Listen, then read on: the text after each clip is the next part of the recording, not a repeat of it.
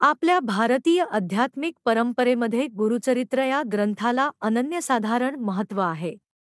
श्रीपाद श्रीवल्लभ आणि श्री नारसिंह सरस्वती या श्री दत्तात्रेयांच्या अवतारांचे जीवनचरित्र यामध्ये विस्ताराने वर्णन केलेले आहे. या ग्रंथाच्या वाचनामुळेच आपले मन शांत होते, संकट दूर होतात, कामे मार्गी लागतात आणि सर्वाधिक महत्त्वाचे मनाला दृढ श्रद्धा व विश्वास प्राप्त होतो. गुरुचरित्र केवळ एक ऐतिहासिक चरित्र नव्हे, तर तो आपल्याला अध्यात्म, भक्ती, साधना आणि कृतार्थ जीवन शिकवणारा ग्रंथ आहे. हजारो साधकांनी या ग्रंथाच्या वाचनाने आपल्या जीवनात अमूल्य बदल अनुभवला आहे. गुरुचरित्र पारायणाचे महत्त्व.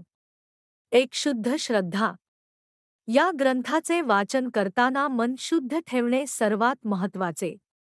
कोणत्याही आडंबराशिवाय, उपवासाशिवाय किंवा विशेष विधीशिवाय केवळ श्रद्धेने वाचलं तरीही ह्याचे फल अमूल्य असते. 2. संकटमुक्ती. गुरुचरित्र पारायणाने जीवनातील भीती, अडचणी, आर्थिक अडचणी, मानसिक ताण, व्याधी दूर होतात. कर्मशुद्धी. या ग्रंथात कर्म आणि त्याचे फळ यावर विस्तृत भाष्य आहे. आपण जे कर्म करतो त्याचे फळ आपल्याला प्राप्त होते हेच तत्वज्ञान यात शिकवले आहे. 4. भक्तिरस. गुरुचरित्र हे भक्तिरसाचे सागर आहे. वाचताना साधक स्वतःच्या दुःखाला विसरतो आणि भक्तीच्या गोडीत रंगतो. 5. संपूर्ण उपाय. कोणतीही पूजा, हवन किंवा विधीन करता फक्त गुरुचरित्र वाचन केल्याने सर्व उपाय साध्य होतात. ही 2 अध्याय कोणत्याही वेळी वाचू शकता. 14वा अध्याय हे गुरुचरित्रातील अत्यंत प्रभावी अध्याय मानले जातात. या 2 अध्यायांचे वाचन कोणत्याही वेळी, सकाळ, दुपार, संध्याकाळ, रात्री, कोणत्याही अवस्थेत, झोपताना, उठताना, बसताना, चालताना, कोणत्याही जागी, घर, मंदिर, प्रवासात. आसनावर बसायचे बंधन नाही. फक्त मनात श्रद्धा हवी. 14वा अध्याय महत्त्व व सारांश. 14वा अध्याय गुरुचरित्रातील एक अद्भुत प्रसंग सांगतो. या अध्यायाचे विशेष महत्त्व खालीलप्रमाणे आहे. एक आर्थिक संकट दूर करणारा अध्याय. घरातील दरिद्रता, ओढाताण, कर्ज, उत्पन्नाची अनिश्चितता असताना हा अध्याय वाचल्याने परिस्थितीत बदल होतो. व्यवसाय व उत्पन्न वाढवणारा प्रभाव. नोकरीतील अडथळे, व्यवसायातील तोटा, उत्पन्नाचा स्रोत बंद होणे यासाठी हा अध्याय फलदायी आहे. 3 प्रसंगाचे सारांश. या अध्यायात एका भक्ताच्या कठीण परिस्थितीवर गुरूंची कृपा होते आणि त्याच्या जीवनात समृद्धी येते.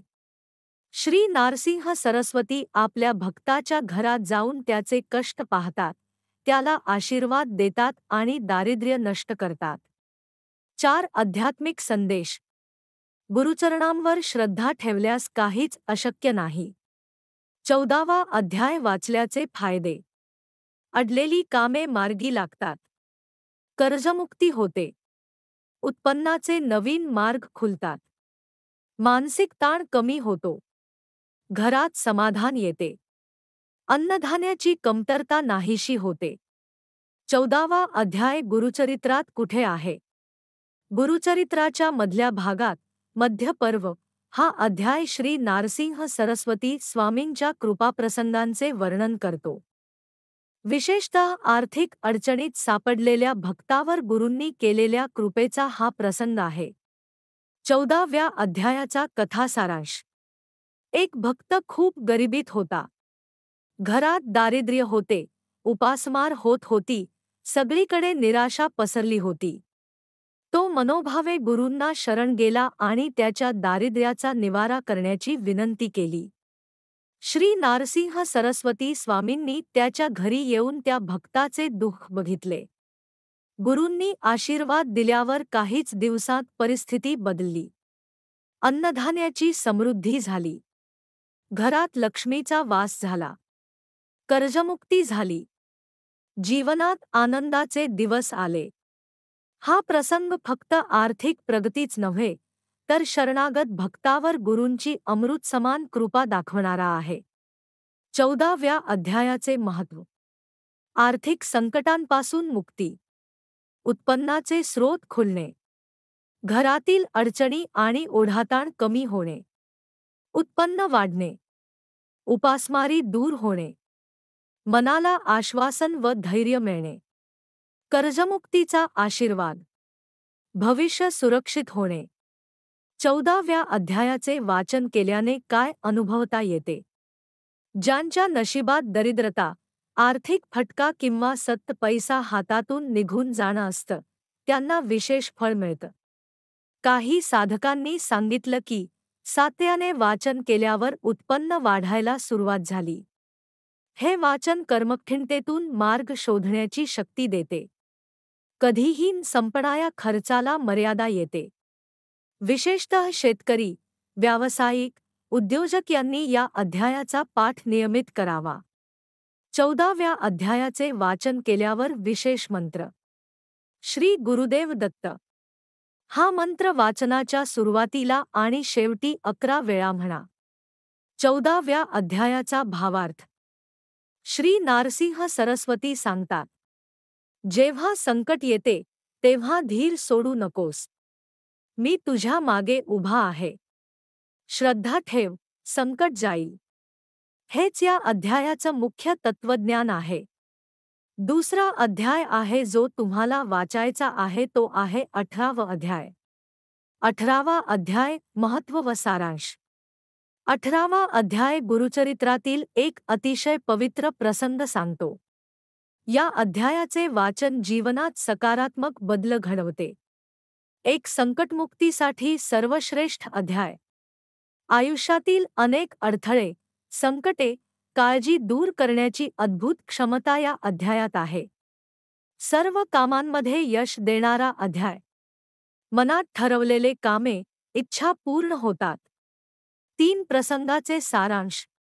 या अध्यायात एका साधकाच्या इच्छापूर्तीसाठी गुरूंचे अनंत कृपावर्षावाचे दर्शन घडते. संकटातून सावरण्यासाठी गुरूंच्या कृपेने मार्ग निघतो. 4 आध्यात्मिक संदेश. गुरूंच्या चरणावर निष्ठा ठेवली तर जीवनातील सगळ्या दुःखांचे निवारण होते. 18वा अध्याय वाचल्याचे फायदे. सर्व कामांमध्ये यश मिळते. अपूर्ण इच्छा पूर्ण होतात. घरी शांती, समाधान नांदते. शत्रू, विघ्न, संकट दूर होतात. गुरूंची विशेष कृपा होते. 18वा अध्याय सखोल माहिती आणि फायदे. 18वा अध्याय गुरुचरित्रात कुठे आहे? 18वा अध्याय ही मध्य पर्वात येतो. हा अध्याय गुरूंच्या भक्तवत्सलतेचं आणि संकटमोचक शक्तीचं दर्शन घडवतो. 18व्या अध्यायाचा कथासारांश. या अध्यायात एक भक्त जीवनातील प्रचंड संकटात अडकलेला असतो. सर्व मार्ग संपल्यावर तो गुरूंच्या चरणी येतो. गुरूंनी त्याला धीर दिला, आशीर्वाद दिला आणि त्या भक्ताचे जीवन पुन्हा उन्नतीच्या मार्गावर आले. कायमच्या दुःखाचे, अपयशाचे, हताशेचे वेटाळ दूर झाले. ही कथा सांगते की गुरूंची कृपा संकटांतूनही मार्ग काढते. 18व्या अध्यायाचे महत्त्व. सर्व कामांमध्ये यश मिळवण्यासाठी अत्यंत प्रभावी. अपूर्ण इच्छा पूर्ण होतात. जीवनातील अपयशाचे चक्र तुटते. मानसिक व आत्मिक शक्ती वाढते. घरात समाधान, सुख, ऐक्य वाढते. शत्रूंचे विघ्न दूर होतात. संकटांतून सहज मुक्ती मिळते. 18व्या अध्यायाचे वाचन केल्याने काय अनुभवता येते? अनेक साधकांनी अनुभव सांगितले आहेत. ही वाचन केल्यानंतर ज्या कामात अपयश येत होतं, त्यात आश्चर्यकारक यश मिळालं. जिथे काही मार्ग दिसत नाही, तिथे नवे दरवाजे उघडतात. अपूर्ण मनोकामना पूर्ण होतात. दीर्घकाळ अडलेली कामे पूर्ण होतात. 18व्या अध्यायाचे वाचन केल्यावर विशेष मंत्र. श्री गुरुदेव दत्त. वाचनाआधी 11 वेळा म्हणा. 18व्या अध्यायाचा भावार्थ. शरण आलेल्या भक्ताला मी कधीच सोडत नाही, हे गुरूंचं स्पष्ट वचन या अध्यायात दिसतं. दोन्ही अध्यायांचे एकत्र फायदे. आर्थिक संकट दूर होतात. उत्पन्न वाढते. अडलेली कामे मार्गी लागतात. सर्व संकटांचा नाश होतो. मनाला धैर्य मिळते. आत्मविश्वास वाढतो. घरात सुखशांती वाढते. मनोकामना पूर्ण होतात. गुरूंच्या कृपेचा अनुभव येतो. वाचनाचे तांत्रिक व भावनिक नियम. कोणतीही पूजा, मोठे विधी आवश्यक नाहीत. फक्त श्रद्धा ठेवा. कधी वाचायचं? कुठल्याही वेळी, सकाळ, दुपार, संध्याकाळ, रात्री. कुठेही, बेडवर, खुर्चीवर, देवघरात, प्रवासात. झोपताना, उठताना कोणतीही अट नाही. हे अध्याय म्हणजे संकल्पशक्तीचा आधार. मनापासून वाचा, त्यातच सर्व पूजांचे सार आहे. कसे वाचायचं? 1. मन स्वच्छ ठेवा. 2. वाचनाआधी गुरुचरित्र वाचण्याचा संकल्प मनात घ्या. 3. शांत चित्ताने, उच्चार स्पष्ट ठेवून वाचा. 4. दररोज वाचन शक्य नसले तरी आठवड्यातून 2 ते 3 वेळा तरी वाचा.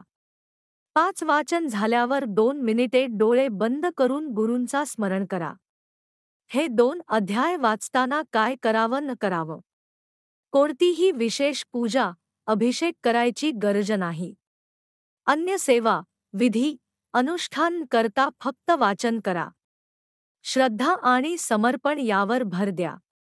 अध्याय वाचनाचे प्रभावी मंत्र. वाचनाआधी मनात म्हणा, श्री गुरुदेव दत्त किंवा जय गुरुदेव. ही नामजप मनाला स्थिर करतो. नियम. वाचन करताना प्रसन्न भाव ठेवा. व्यवस्थित उच्चार करा. अध्याय संपल्यावर गुरूंना वंदन करा. थोडक्यात फायदे. मानसिक शांती. आर्थिक प्रगती. अडथळ्यांचे निवारण. अनंत कृपा.